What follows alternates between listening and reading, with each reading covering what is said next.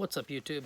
Today I'm going to do this video on the 4 reasons why you shouldn't buy an R56 Mini Cooper S. If you haven't already, go ahead and hit that subscribe button and stick around. You're going to want to watch this whole video.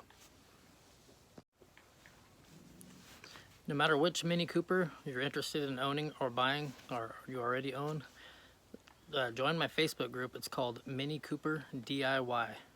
It's, like I said, it's for everything from classic minis to brand new minis, electric minis, GPs, JCWs. It doesn't matter. If you drive a Mini Cooper and you work on it yourself, or want to know what your mechanic's doing, join that group, ask questions, or if you know a lot about these cars, join that group and answer questions. We could use your help. But yeah, it's Mini Cooper DIY. I will leave a link to it in the description. And or you can go to Facebook and just type in Mini Cooper DIY in the description, not in the description, but in the search bar, and you'll find it that way. But it'll be in the description, which will be pretty easy.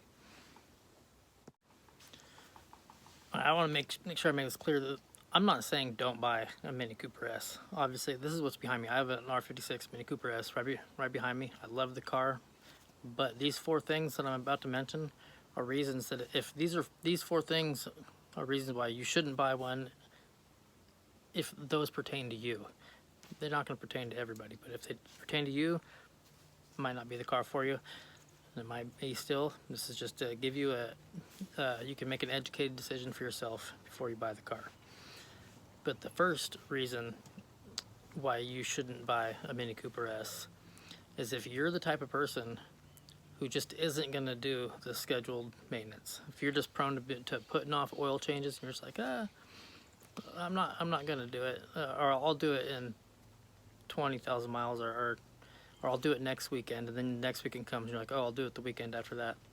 This definitely is not the car for you. Your oil will burn and your engine will starve of oil and you will damage your engine. Definitely don't do that. And oil isn't the only thing. I have a list in the description. In fact, I'm going to go over this list right now to tell you exactly what you need to do to keep these cars on the road. And if you're not willing to do all these things, don't buy the car. All right, I had to move because of the sun. But first thing you have to do for your maintenance is change your oil every 4,000 to 5,000 miles. BMW recommends something crazy like 15,000 miles. Don't do that. Your car's a turbo. It'll blow the oil out the exhaust pipe. Just don't do it. 4,000 to 5,000 miles. It's been proven. That's the time you need to change it. Don't risk it. Just do it. So then on top of that, BMW says that your transmission is a lifetime fluid. It's not. If you're in an automatic, I don't know if they say that about the manual, but they say that about the automatic. If you're in an automatic transmission, change your transmission fluid every 80,000 miles. And if you were in a manual transmission car, change your transmission every 50 to 80,000 miles. If you're not willing to do those 2 things, don't buy the car, because that's expensive to fix. So if you're not going to do it, it's going to be a lot of money to fix.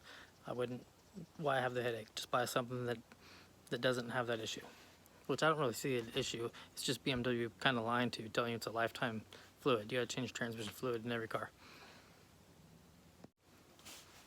Next, you're going to want to make sure you replace your timing chain and timing chain tensioner and all the guides about every 80,000 miles.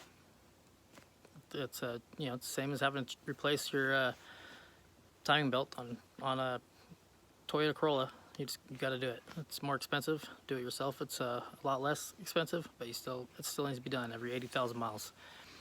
And you got to replace your water pump, your thermostat housing, and your coolant pipe about every 60 to 80,000 miles. Those, you could wait till they leak before you replace them. It's not going to be a catastrophic engine failure if it goes, but it's going to be 60 to 80,000 miles. I've replaced, none of mine were leaking when I replaced them. I just did. I have videos on everything I'm mentioning, other than I don't have a video for the transmission fluid, but the other stuff I have videos on how to do it. It's not real difficult. And then auxiliary water pump, change that every 100,000 miles. If that fails, it can actually catch on fire, so definitely change that. And I mean, it doesn't cool your turbo down. If it's not running, that's what it does, it cools your turbo down. So definitely change that every 100,000 miles. Also, every 100,000 miles, replace your coolant hoses. If you have silicone coolant hoses, like I just replaced mine, I have a video on that too. You might be able to go longer, I'm not sure, but with the OEM hoses, 100,000 miles, replace them.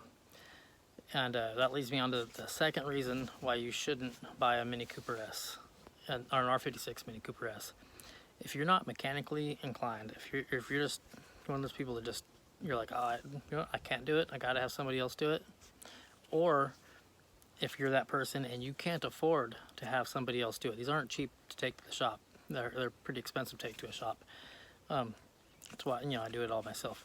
But if you either can't do it yourself, don't want to do it yourself, and you can't afford, or either can't afford to have somebody else do it, which is expensive, or just don't want to fork out the money to have somebody else do it, this is not the car for you. And that's a big reason for number two. If you just aren't going to do the maintenance for number one and can't afford it for number two, you know, or just aren't able to do it.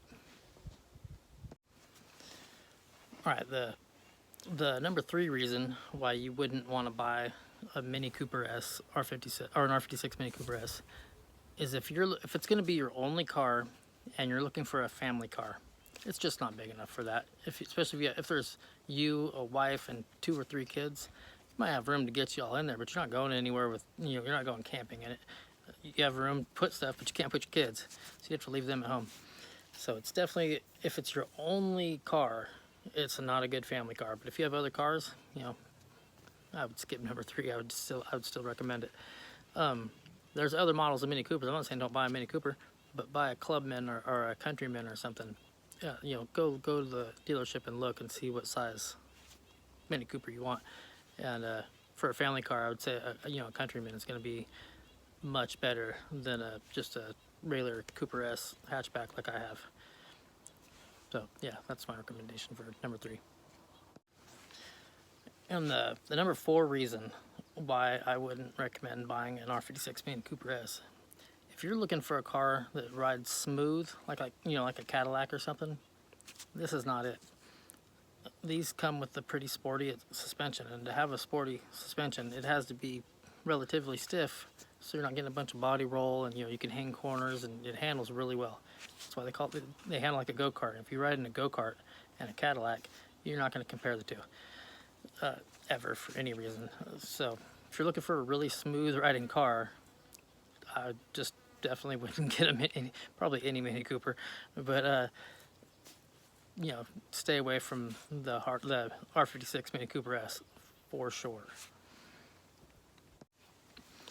So yeah, those are the 4 reasons. Originally I was going to call this 7 reasons why you shouldn't buy a Mini Cooper S, but I can't come up with 7 reasons why you wouldn't want to buy it. I love this car. This car's awesome. And if you can get around any of those 4 reasons, I recommend this car for sure. If you have another car, you know, then you can pass that up altogether. You skip all those and buy a Mini Cooper S. It's my favorite car I've ever owned. But as I was saying earlier, no matter which Mini Cooper you're into, you own, looking at buying, check out my Facebook group. It's called Mini Cooper DIY. Link in the description. And you can go to Facebook, search it that way. And if you liked this video, give it a thumbs up. If you didn't like this video, give it a thumbs down. And please hit that subscribe button, and I'll catch you in the next video.